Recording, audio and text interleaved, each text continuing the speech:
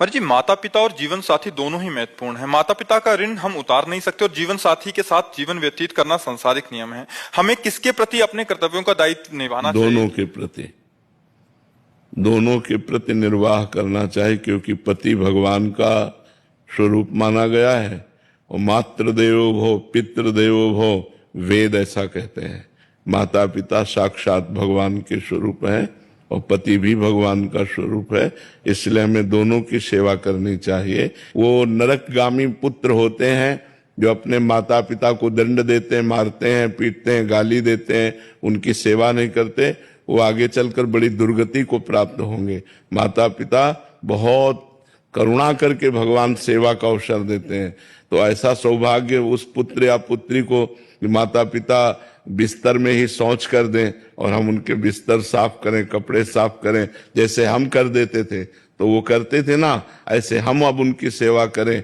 लेकिन प्रायः ऐसे बहुत कम संतान होती है जो वयोवृद्ध माता पिता को कटुवचन न बोले, मारे पीटे ना, उनका तिरस्कार न करे और उनकी दैन्य भाव से सेवा करे, तो वो धन्य हो जाता है। माता पिता की सेवा भगवान की प्रसन्नता का हेतु है।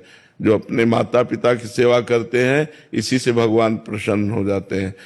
पुत्री विवाह के बाद ससुराल में चले गई तो उसके पति हैं, उसके सास ससुर हैं।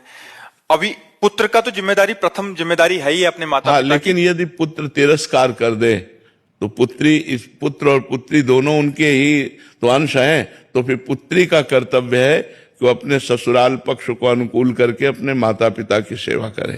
पर हमें लगता है पुत्रों को तो स्वतंत्र रूप से माता पिता की सेवा करने का अधिकार है, और लड़की कहीं जाकर दूसरे घर की बहू है तो ये बड़ी समस्या है।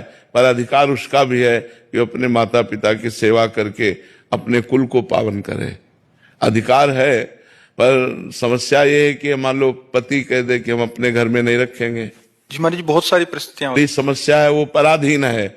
लेकिन पुत्र तो स्वतंत्र है ना, पुत्र को तो चाहिए माता पिता की सेवा करे।